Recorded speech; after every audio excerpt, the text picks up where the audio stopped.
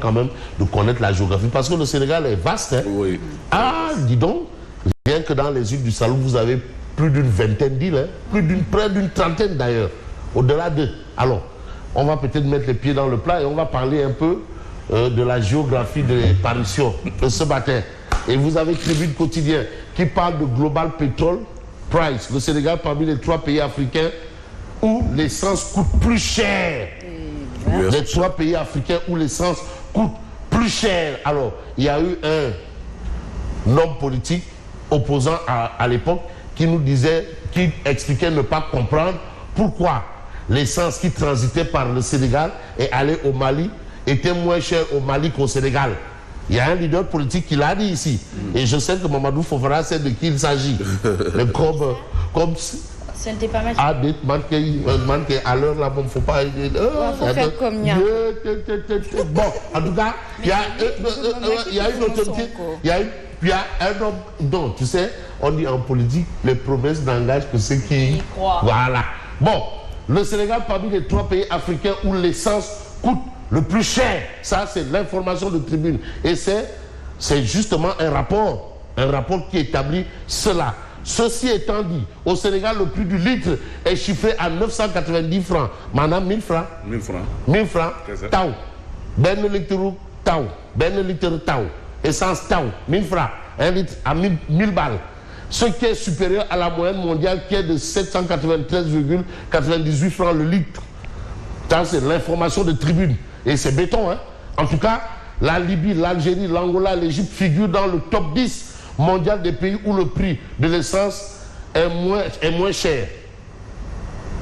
Voilà. Donc là, vous avez cette actualité-là. Parce que aussi, l'essence, c'est important. Il y a le transport qui est dedans. Il y a beaucoup de choses dedans.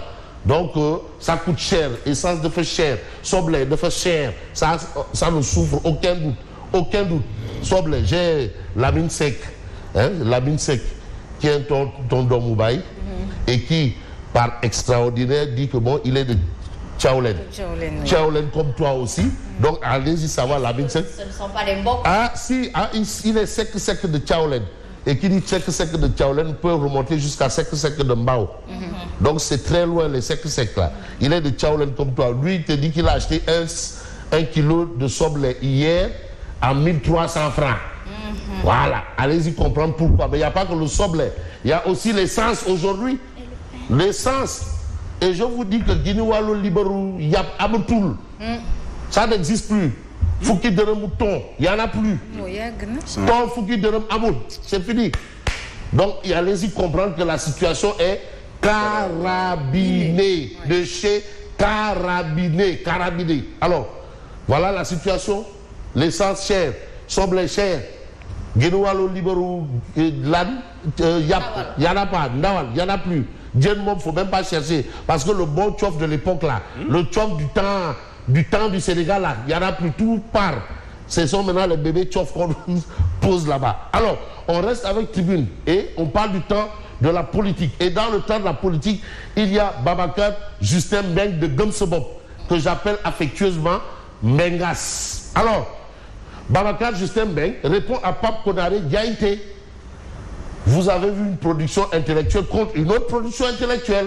C'est-à-dire Pape Konaré Diaïté a sorti une production intellectuelle pour minimiser un peu la force politique de M. Bougane Gueye Dany. Et comme il est dit, Tontou Keïdou, Foron, vous avez aussi Babacar Mbengas, Justin. Lui aussi, il prend sa plume et en tout cas, sa production intellectuelle est une grande interrogation. Mais entre Bougane Gueye, Sonko et Khalifa Babacar Sall, mais qui est le traître? Qui est Iblis? À qui on doit dire c'est qui? C'est une interrogation. Parce que là aussi, il faut quand même être un intellectuel jusqu'au bout des ongles. Et là, c'est une interrogation. Il n'est pas interdit de poser une question. On ne peut pas, c'est une question. En tout cas, Babacar Justin Mbeng répond à Pape Konaré Diaïté. Entre Bougane Sonko et Khalifa, qui est le traître? Mais vous avez Bougane Gueye Dany. Bougane Gueye Dany qui se prononce sur la libération de Juan Branco. Manque Juan Branco, il ne m'impressionne pas. Parce qu'en tant qu'avocat, il y a des avocats. Dans son combat là, amener des trucs à la CPI. Vous avez ici maître... Cyril Clédorli. Il y a des maîtres... Non, mais il y a... ouais, l'autre aussi qui est au barreau de Paris. Maître... comment il s'appelle? Hein? Le maître au candidat anti-parrainage là.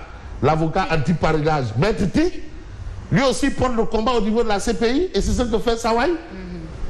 Maintenant, comment il a traversé les filets pour se retrouver à Dakar. La stratégie là. Mais Boy Djiné a fait mieux que lui.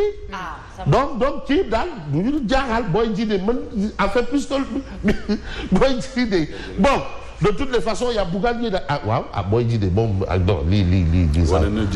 bon, cet épisode aura démontré qu'au Sénégal, la justice n'est forte que pour les faibles. Ça, c'est ce que soutient Bougane par rapport à la polémique autour de Juan Branco. En 24 heures ou 48 heures chrono, ils ont bouclé le dossier. Allez, expédition.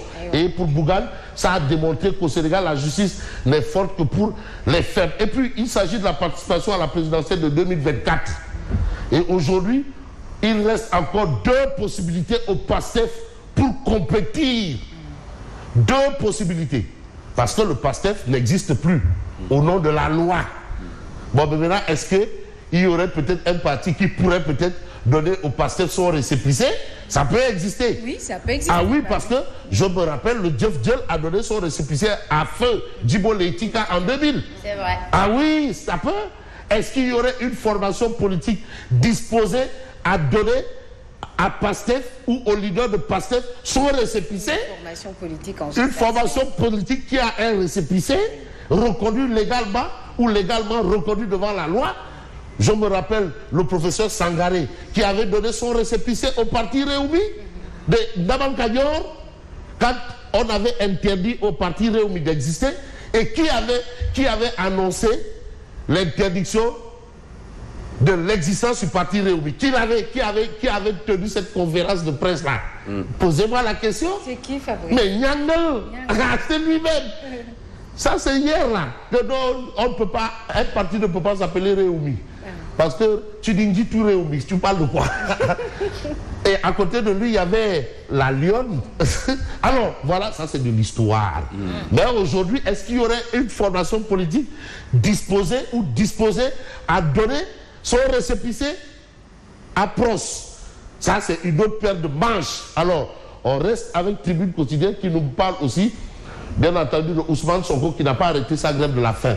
Ça, c'est peut-être par rapport à la sortie du ministre de la Justice. Mais vous avez le journal Yor Yor, 10e jour de grève de la faim, l'état de santé de Sonko préoccupant. Ça, c'est les informations du quotidien Yor Yor. Et puis dans Yor Yor, vous avez Cheikh Abdou Mbaké Bara Dolly, député de son état qui déclare Branco libre, il faut en faire de même pour Sonko et tous les autres détenus. Logique pour logique, selon l'entendement ou dans l'entendement de Cheikh Abdou Mbaké Bara Dolly, député de son état. Mais en l'état, on peut voir un peu l'actualité du Point quotidien. Bon, 9e édition des Jeux de la francophonie Kinshasa RDC, le professeur Aliou Sow, professeur titulaire de chaire. Attention, des universités, c'est pas les professeurs, non, professeurs titulaires. C'est pas les professeurs Yougou là. Voilà, on dit professeur Aliou Sow. Maintenant, pour les autres là, qui sont dans le moyen secondaire, le secondaire là, on dit, on aurait dit Dambodj professeur. Là, on dit professeur Aliou Sow, professeur Marie Théonian, professeur Ismaïla Madior Fall, Dambodj professeur. C'est différent. Alors, voilà. Donc, allez-y comprendre, inestimable de notre histoire culturelle et sportive. Donc, ça, c'est ce qu'a soutenu le professeur titulaire Aliou Sow. Mais on va peut-être nous intéresser à ce que nous livre Enquête quotidienne. Mais Enquête parle de quoi? Macky Sall et le candidat de Benno Bokk Yakaar, le jeu de cache-cache. Mais les échéances approchent. Parce que aussi, tànn katu daal. Carax lay mujjee. Mais carax daal la. tànku ne lay mujjee. Ah carax du daal. daal la kay. tànku ne lay mujjee. Parce que là maintenant, finalement, son choix là, finalement c'est quoi? En tout cas, choisir et ne pas choisir, c'est choisir. Et le parrainage arrive, le chef de l'État tente à annoncer le candidat de Benno, sa charte là, elle a été chahutée, il a mis une charte. Là, il y a des gens qui ont dit je ne signe pas. Moukou Malank. Jamais. Ah si, on nous a dit que Mamboy Diao n'a pas signé la charte. Ah oui? Ah, c'est ce qu'on nous a expliqué, que Mamboy Diao a dit Alors, une charte des candidats à la candidature fortement remise en cause. Veut-il attendre le dernier moment pour mettre tout le monde devant le fait accompli? Mais ce qui est accompli ou ce qui pourrait paraître logique dans cette histoire, c'est attention, là maintenant aussi, parfois à vouloir trop jouer, on finit toujours par se perdre. Parce qu'un jeu aussi, on ne joue pas avec le feu. Et aujourd'hui, apparemment, si on se rend compte du type de critique, ça ouais, veut jouer le feu. Ah oui, Macky coule son dauphin. Parce qu'à quel moment il va se préparer? Mais après, le parrainage, c'est pour le parti. Donc, vu que tout le monde dit être derrière lui, quel que soit le temps que cela prend, est-ce que ça impacte quelque chose? Madame, il s'agit de la présidentielle. Il ne s'agit pas des élections locales, ni législatives, ni élections de chef de quartier. Présidentielle, même Karim Meïssa Wade, il doit se préparer. C'est à la conquête du suffrage des Sénégalais. Karim qui n'est pas encore là. Ce n'est pas une histoire de Konyurukurukan. C'est le Sénégal. Tu dois parcourir tout le Sénégal. Et tu ne passes pas, tu ne traverses pas, tu t'arrêtes, tu parles, tu organises. Mais comme son ni oui, ni non nous a pris tellement de temps, d'énergie, autant ne pas se concentrer sur ça. Après, si l'APR n'a pas de candidat, tant mieux pour... Mais est-ce que c'est d'où l'intérêt du titre de critique? Finalement, Macky ne milite pas en faveur de son dauphin. Il coule son dauphin. Mais est-ce que c'est fait à dessein? That's the question. Est-ce que c'est pas fait à dessein? Billahi de Meila, tu donganak. Faut pas dire que non. Est-ce que c'est pas fait à dessein? Madame? Est-ce que c'est pas fait exprès? Est-ce que nous bon côté?